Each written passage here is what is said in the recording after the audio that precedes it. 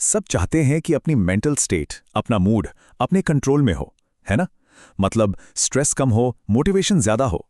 पर सवाल यह है कि ये होता कैसे है? आज हम दो बहुत ही पावरफुल और साइंस बैक्ड टूल्स को समझने वाले हैं जो हमारी इस इंटरनल स्टेट को मैनेज करने में कमाल की मदद कर सकते हैं। अच्छा, ये तो हम सब ने कभी ना कभी महसूस किया ही होगा, है ना? जब कोई बहुत ज़्यादा स्ट्रेस में हो और उसे कोई आके कह दे, अरे बस शांत हो जाओ। ये सलाह कभी काम नहीं करती, बल्कि सच तो ये है कि इससे चिढ़ और बढ़ जाती है। तो सवाल ये उठता है कि भाई ऐसा होता क्यों है? क्यों ये सीधी सी सलाह इतनी बेअसर है? देखिए, इसका जवाब न्यूरो साइंटिस्ट एंड्रू ह्यूबरमैन के इस एक छोटे से वाक्य में छिपा है। वो कहते हैं, सिर्फ सोच का इस्तेमाल करके मन को काबू करना बहुत मुश्किल है। और ये एक बहुत ही गहरा आइडिया है। इसका सीधा सीधा मतलब ये है कि हम अपने परेशान करने वाले ख्यालों से लड़कर शांत नहीं हो सकते। हमें कोई दूसरा रास्ता अपनाना होगा। तो वो दूसरा रास्ता क्या है? वो रास्ता हमारे दिमाग से नहीं, बल्कि हमारे शरीर से होकर जाता है। चलिए, दिमाग और शरीर के बीच के इस जबरदस्त कनेक्शन को समझते हैं, जिसे एक तरह का ब्रेन बॉडी कॉन्ट्रैक्ट भी कहा जा सकता है। इस पूरे कनेक्शन की नींव है हमारा नर्वस सिस्टम, यानी कि तंत्रिका तंत्र। और हाँ, ये सिर्फ हमारा दिमाग नहीं है। सोचिए, ये एक तरह का इंफॉर्मेशन सुपर हाईवे है जो दिमाग, रीढ़ की हड्डी और अनगिनत नसों के जरिए शरीर के हर एक हिस्से को, हर एक ऑर्गन को जोड़ता है। और ये नेटवर्क कितना फैला हुआ है, इसका एक कमाल का उदाहरण हमारी अपनी आंखें हैं। पता है, हमारी आंखें असल में हमारे दिमाग के ही दो हिस्से हैं, जो हमारी खोपड़ी के बाहर हैं। ये सोचना भी कितना अजीब है ना? ये बात साफ दिखाती है कि हमारा शरीर और दिमाग एक दूसरे से कितने गहरे लेवल पर जुड़े हुए हैं। और बस यही बात हमें उस ब्रेन बॉडी कॉन्ट्रैक्ट वाले आइडिया पर वापस ले आती है। देखिए, ये एक टू वे स्ट्रीट है, एक दो तरफा रास्ता। दिमाग शरीर को सिग्नल भेजता है और शरीर वापस दिमाग को।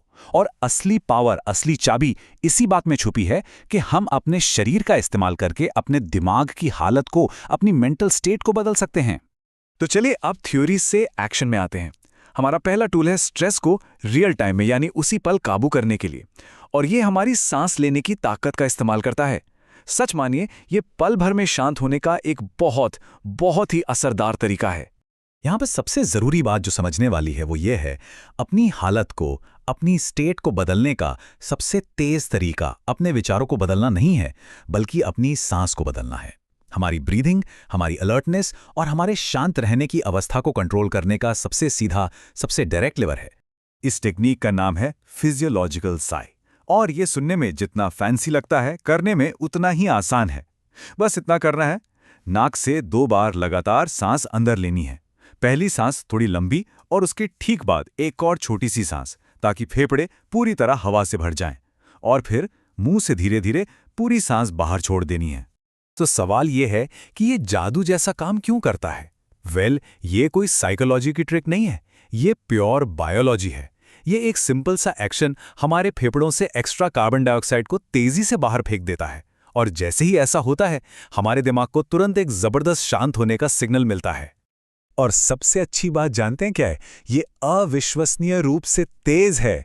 अपने स्ट्रेस लेवल को वापस बेसलाइन पर, मतलब नॉर्मल पर लाने के लिए हमें सिर्फ 1 से 3 फिजियोलॉजिकल साइज की जरूरत पड़ती है, बस इतना ही।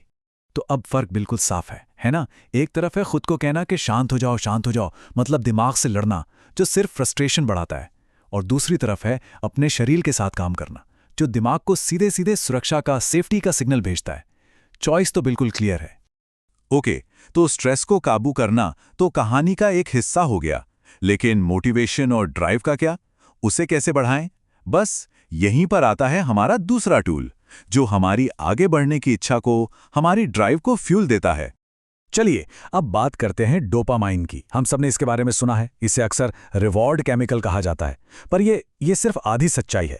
डोपामाइन असल में रिवॉर्ड मिलने का मॉलिक्यूल नहीं है, बल्कि ये मोटिवेशन का, ड्राइव का और किसी गोल को पाने की चाहत का मॉलिक्यूल है। और यहाँ पर सबसे बड़ा सीक्रेट छुपा है। डोपामीन सबसे ज्यादा तब रिलीज नहीं होता जब हम गोल अचीव कर लेते हैं। नहीं, ये सबसे ज्यादा तब रिलीज होता है जब हम उस गोल के रास्ते पर होते हैं और हमें ये यकीन होता है कि हम सही दिशा में आगे बढ़ रहे हैं। इसी साइंस को जो हाई अचीवर्स होते हैं, वो बिना जाने समझे ही इस्तेमाल करते हैं। वो मंजिल पर पहुंचने का इंतजार नहीं करते इनाम के लिए। वो तो मेहनत करने के प्रोसेस को ही, उस कोशिश को ही अपने लिए रिवॉर्डिंग बना लेते हैं, मतलब सफर का ही मजा लेते हैं। तो इसे हम अपनी जिंदगी में कैसे इस्तेमाल करें? बहुत सिंपल है। जब भी किसी मुश्किल काम के बीच में हो, जब स्ट्रगल महसूस हो रहा हो, बस उस पल में अपने आप को याद दिलाना है, यही तो वो अच्छा हिस्सा है, यही वो मेहनत है जो मुझे आगे ले जा रही है। बस ये एक सोच, ये एक छोटा सा मेंटल स्विच आपके ब्रेन की केमिस्ट्री को बदल सकता है और आपको आगे बढ़ने की ताकत दे सकता है। लेकिन एक मिनट, क्या हमेशा और चाहिए के पीछे भागते रहना ही सही है? क्या ये सस्टेनेबल है? नहीं। लंबे समय तक ड्राइव बनाए रखने के लिए एक और चीज बहुत जरूरी है, और वो है बैलेंस। आइए देखते हैं कि ये बैलेंस कैसे काम करता है। और ये बैलेंस है डोपामाइन और सेरोटोनिन के बीच। इसे ऐसे समझिए, अगर डोपामाइन और ज्यादा का मॉलिक्यूल है, मतलब ड्राइव, एम्बिशन, तो सेरोटोनिन बस इतना काफी है का मॉलिक्यूल है, यानी संतोष, सैटिस्फैक्शन। एक हमें भविष्य की तरफ दौड़ाता है तो दूसरा हमें आज में, अभी में रहना सिखाता है। तो ये बैलेंस इतना जरूरी क्यों है?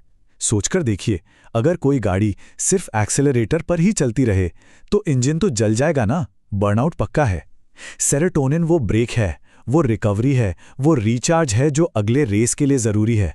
सच्ची हाई परफॉर्मेंस असल में मेहनत और आराम का एक साइकिल है, एक पहिया है। तो ये बात साफ है कि ड्राइव और आराम ये एक दूसरे के दुश्मन नहीं, बल्कि एक ही टीम के खिलाड़ी हैं। लंबे सफर के लिए, लॉन्ग टर्म सक्सेस के लिए हमें पुश भी करना है और पॉज भी लेना है। इन दोनों के बिना गाड़ी ज्यादा दूर तक नहीं चल पाएगी। तो आखिर में ये एक सवाल हम सबको अपने आप से पूछना चाहिए, क्या हम सिर्फ मंजिल के पीछे भाग रहे हैं, या फिर उस सफर को लंबे समय तक जारी रखने के लिए एक सिस्टम भी बना रहे हैं? क्योंकि असली जीत, असली मास्टरी सिर्फ गोल तक पहुंचने में नहीं, बल्कि उस सिस्टम को बनाने में है जो हमें बार बार वहां तक पहुंचा सके।